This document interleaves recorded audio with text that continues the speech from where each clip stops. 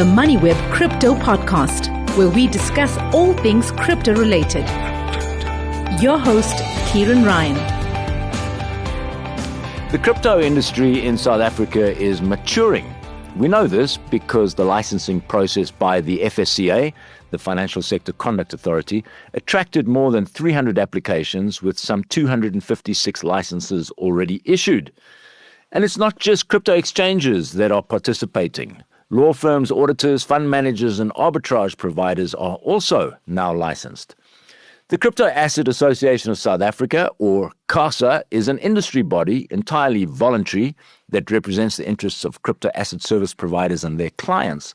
One of the things they do is operate a scam alert to warn customers of new crypto scams that pop up, and they happen quite frequently. It also fosters ethical conduct and advocates on issues like regulation and legislation. So, what have we learned about the crypto industry over the last few years? And is it in fact maturing? To help us understand this, we're joined by Brent Peterson, Chair of CASA. Hi, Brent. Thanks very much for joining us on the Moneyweb Crypto Podcast.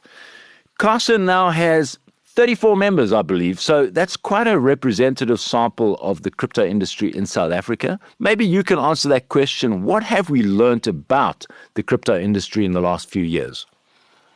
Thanks, Kieran. Thanks so much for having me, and I'm happy to answer that question. So I think that as a start off, it's important to note that the crypto asset industry was a niche and largely unregulated market in South Africa, which was dominated by a small group of early adopters who operated either as crypto asset exchanges, investment trading platforms, and other crypto-related businesses.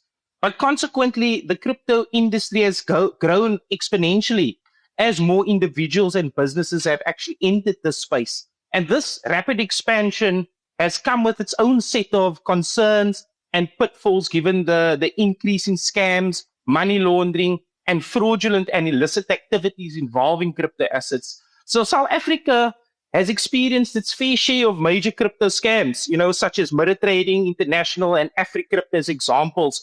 But the consequences resulted in a significant loss suffered by consumers and investors and has given the entire crypto industry a bad reputation. So as things stand, I think the lack of the regulatory oversight at that time led to major concerns about consumer protection and financial stability as a whole. And this has resulted in a call for a movement from an unregulated to a regulated industry.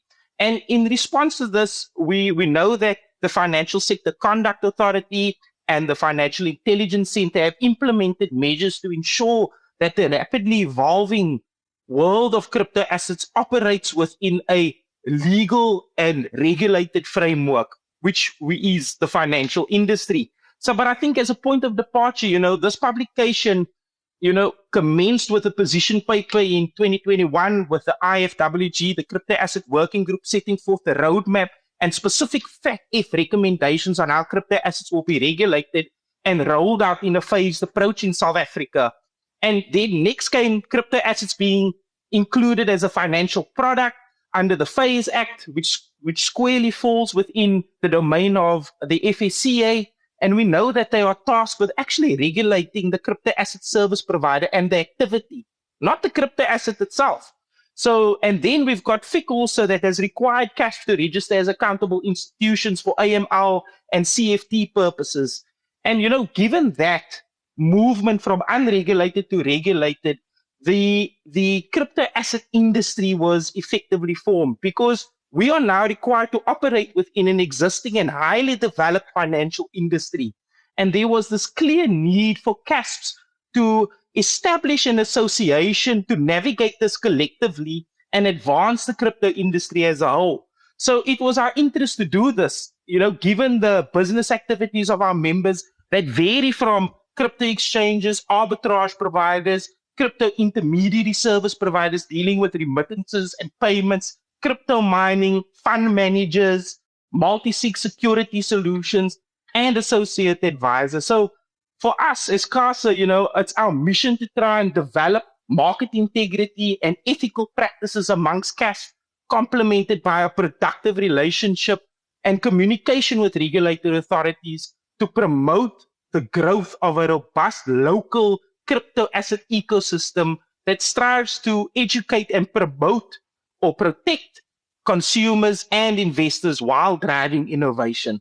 So I think there has definitely been a lot that we've learned, and especially now that we've moved from the unregulated to the regulated, we've got to keep our wits about us as, crypto asset service providers. One of the things that you're doing as CASA, of course, is lobbying. You have to represent the interests of your members, the 34 members that we spoke about in the beginning. So we now have a licensing regime, but I think the market is so rapidly evolving. If you look at the growth of stable coins, for example, there's a market cap now, I believe it's in excess of $160 billion in stable coins alone, stable coins like Tether and USDC. And I don't know that the regulators quite had their wits wrapped around that at the time that these regulations were put in place. So what else is coming in terms of regulation that you're looking at? No, thanks, Keaton. I think at this stage, from a CASA viewpoint, we are still attempting to lobby the regulators, right? I mean, we have a voice that needs to be heard on existing issues that's impacting the crypto industry. And what I mean by that is CASA comprises of CASPs that are mostly startups.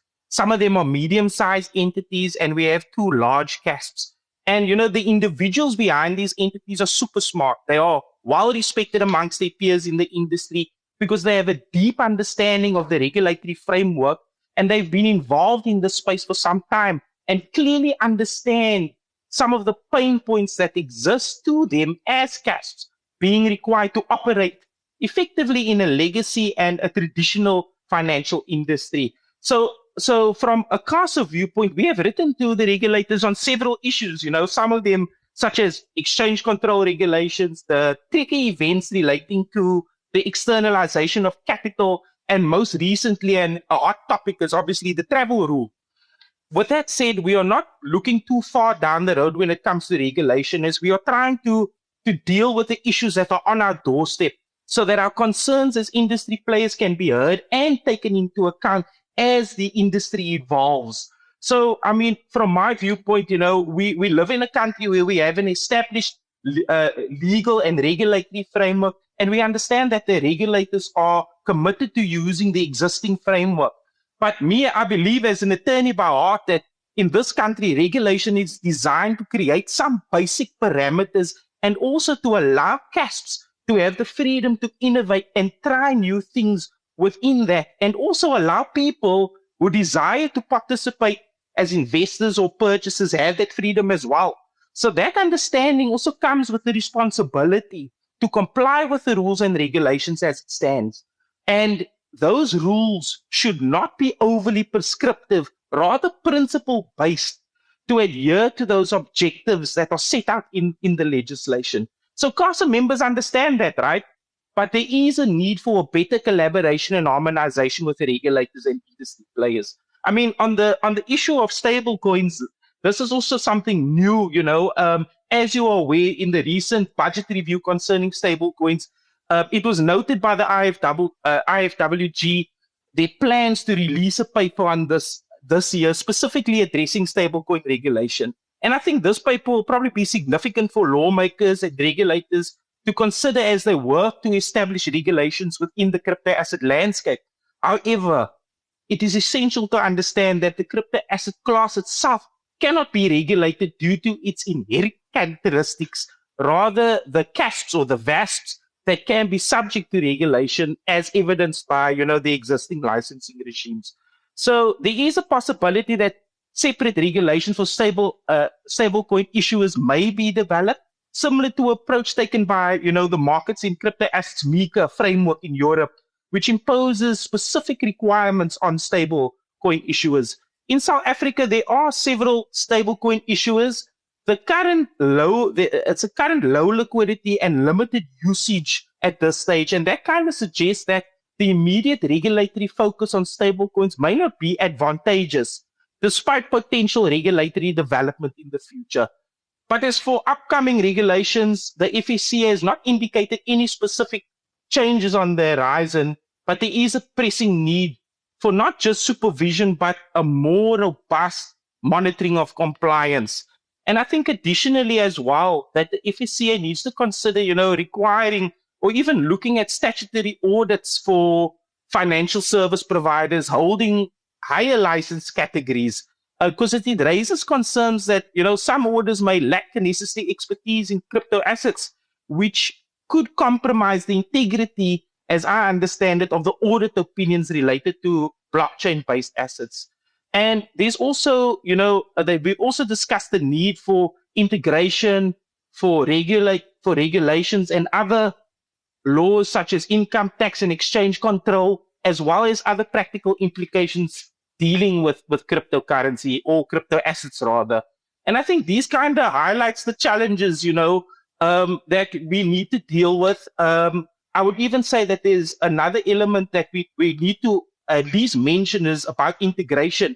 It's all good and well we have a licensing regime in place and that the FSC has implemented that and their FSP license, but we need to start seeing an integration of these regulations into how crypto asset service providers operate, the level of communication that needs to be done, dealing with reporting relating to income tax, exchange control, and these practical implications of what it means when you even take an investment in crypto assets. Talk about grey listing. Crypto is seen as a potentially weak point when it comes to money laundering, anti-money laundering. This is one of the reasons that we were placed on the grey list by the Financial Action Task Force. And also terrorism finance. There's concerns about this. Now, the licensing regime is probably the biggest move in the crypto industry to satisfy the Financial Action Task Force. How are CASPs going to solve this problem? Or do you think that the licensing regime has achieved that already? Yeah, no, I think that's a very good question. I mean, South Africa's grey listing has resulted in effectively a pressure to reform, increased scrutiny, economic delays. So there is a call to action from FATF to strengthen our existing financial systems. But I think this, in the context of CASPs, the FATF has highlighted the scrutiny over our existing financial system, particularly regarding issues like money laundering and terrorist financing. We all know that. But crypto assets are often viewed as a potential weak point in these frameworks, but have started to attract more attention from regulators and financial sectors alike. I mean, for crypto asset service providers, they are taking various measures to enhance compliance and mitigate risks associated with money laundering. So I definitely think CASPs are helping to solve that, right? I mean, we've got CASPs operate with the know your client or know your customer, know your business.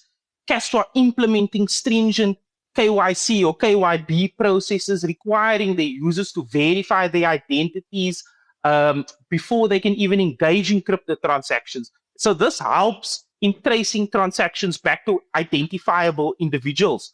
I think another very important thing that CASPs have is the transaction monitoring, the internal transaction monitoring controls. Many providers utilize, advanced analytics to monitor transactions in real time for suspicious activity. And this allows them to flag and report any irregularities or suspicious activities, or even report suspicious transactions that occur. And that, I've seen in practice, has assisted and deterred many instances of money laundering taking place or real concerns relating to scam related activities, so that we can protect the consumer. I mean, that's what we're there for, right? We are there to protect the consumer, look out for their interests. And I think another important aspect is that CASPs have something to bring to the table, particularly with regulatory bodies, particularly with banks, because we are trying to increasingly work with governments and agencies to align the local regulations and international standards to ensure that we are on the right side of compliance, but we also can give added value to the banks relating to concerns of scam-related activities, and even the regulators to assist them when they need to consider how these things need to be dealt with, because CASPs are dealing with this on a daily basis. I think another very important thing is education and training. Many CASPs are also focusing on educating the users about the risks and the responsibilities that are associated with crypto assets, trying to reinforce the importance of compliance and ethical behavior. And I think also another thing is implementing best practice. I mean, CASPs, they are, like I said, they are super smart people. The individuals completely understand what the regulatory framework requires of them. And they are always trying to innovate and trying to adopt the best practice from a traditional financial institutions. Obviously, again, dealing with money laundering, dealing with combating the financing of terrorism, and we have these policies in place. So CAS are building frameworks that strengthen the integrity of the crypto asset ecosystem. And I think these efforts aim not only to protect themselves, from regulatory repercussions, but also to support the overall goal of maintaining a secure and trustworthy financial landscape in South Africa. Now, there's the new travel rule, which is coming into effect at the end of April 2025, which many people say means the end of crypto privacy in South Africa. It's a new rule basically requiring CASPs, that's crypto asset service providers, to collect and share information when facilitating crypto transfers above 5,000 Rand.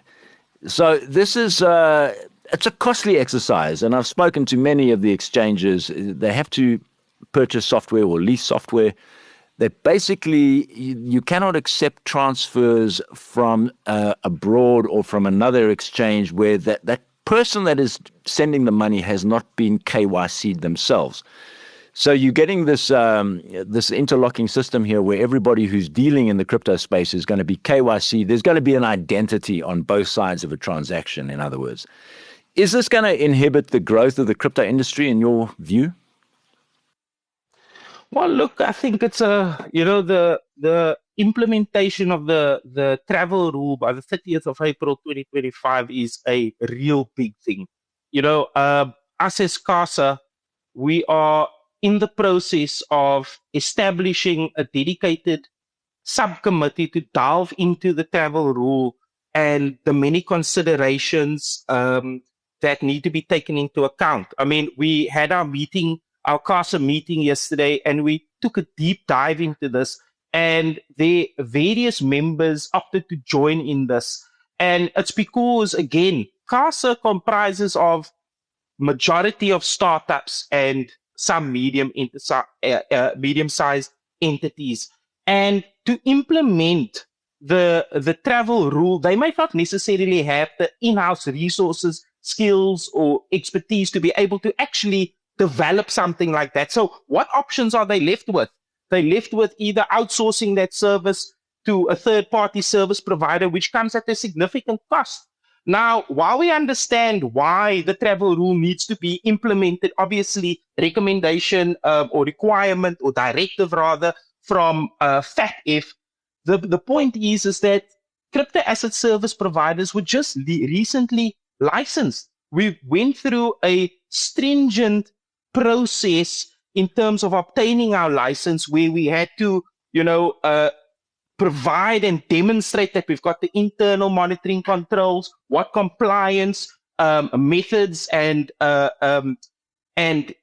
resources we have, all those things in a highly regulated financial industry. So we've managed to get over that particular line. Now we need to deal with enhanced compliance or further requirements that deal with the travel rules. So I think, in my view, it definitely has the potential to inhibit growth, which is definitely real, as cash only, relatively speaking, have come under regulation in terms of the FSCA, but also having to deal with these requirements after having received their license. So as things stand right now, Kieran, we are sitting in a situation where we have actually reached out to FIC to deal with this issue.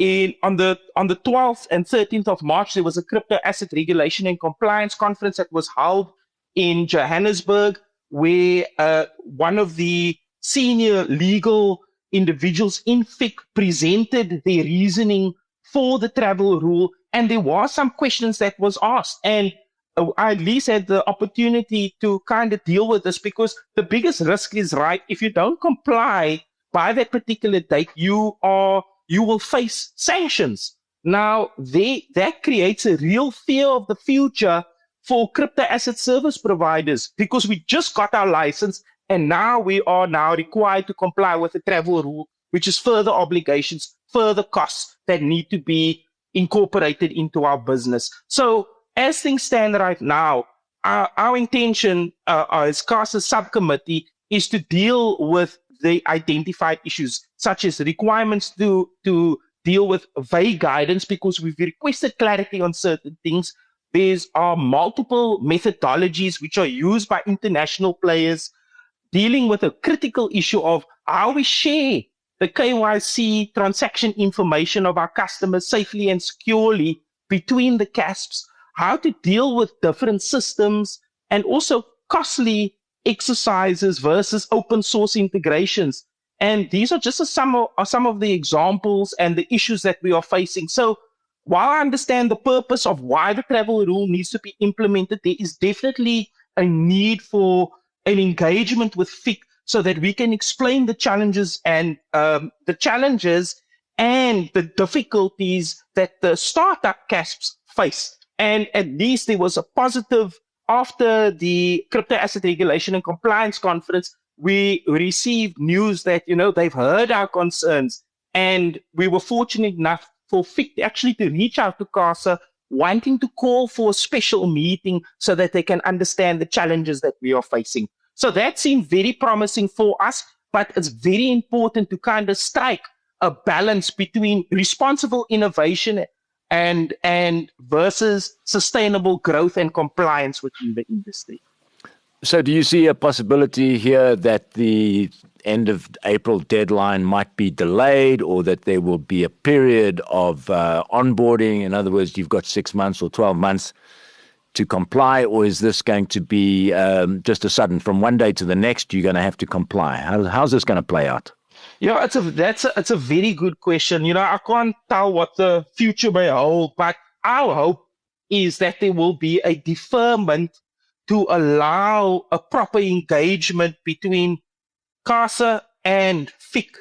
And I think the point of that deferment is we don't want to find ourselves in a position where we are going to be sanctioned for non-compliance. Remember, again, we are trying to adopt the best practice. We are doing everything reasonably possible that we can to comply, but the practicalities of it makes it very challenging. So we definitely need some sort of guidance and clarity from FIC on this particular issue. So, prize A would definitely be a deferment with no sanctions that would be imposed, but that remains to be seen until such time we have a proper engagement with FIC in and during the course of this month.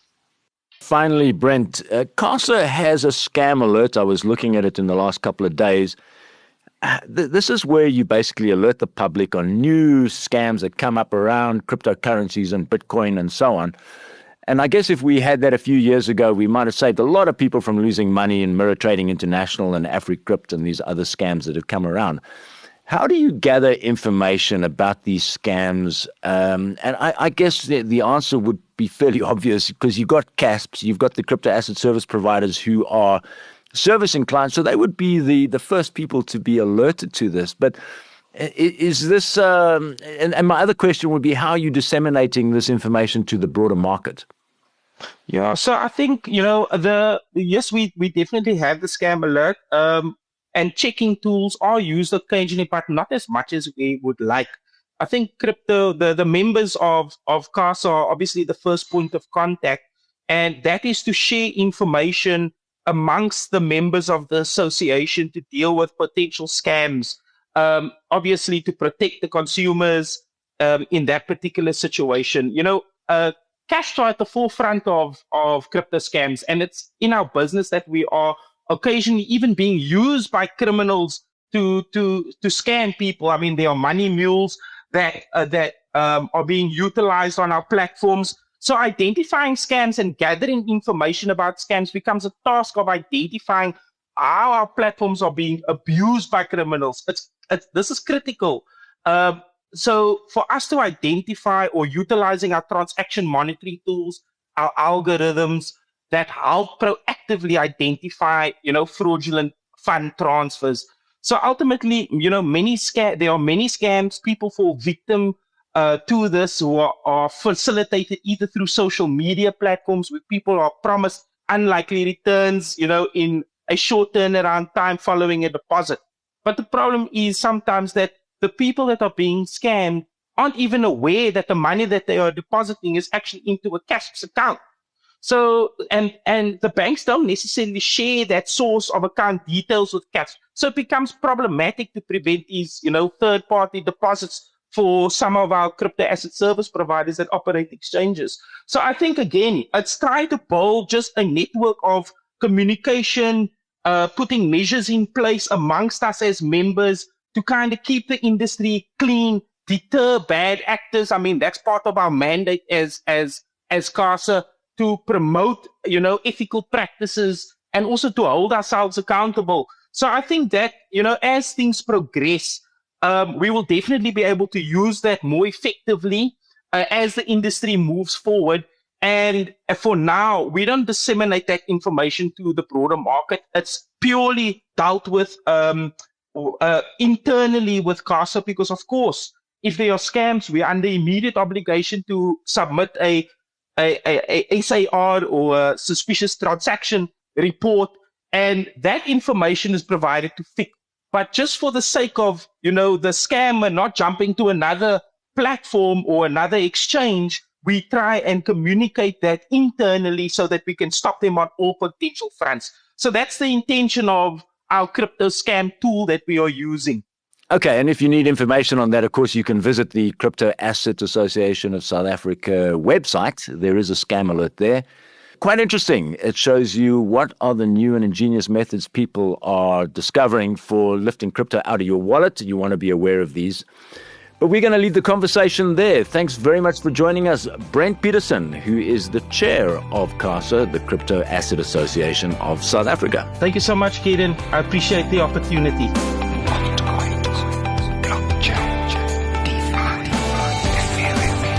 Thanks for listening to the Moneyweb Crypto Podcast, hosted by Kieran Ryan. To listen to our other podcasts, go to moneyweb.co.za or the Moneyweb app and follow Moneyweb News for daily updates.